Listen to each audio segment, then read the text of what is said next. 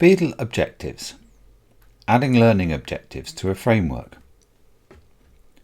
Frameworks are initially created in drafts. Click on your new framework in the drafts list and then click Add New. Headers may be added to help organize the framework into smaller sections.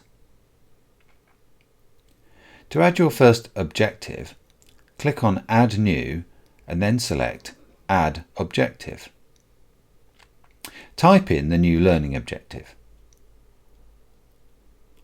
Before saving, you may select additional or different year groups and you may add a reference code. Click on Add to add the objective to the framework. You may now continue to add more objectives in the same way. Headers and objectives may be reordered within the framework.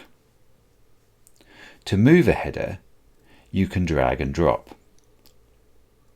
To move an objective, hover over the objective you wish to move and click the up or down arrows to reorder.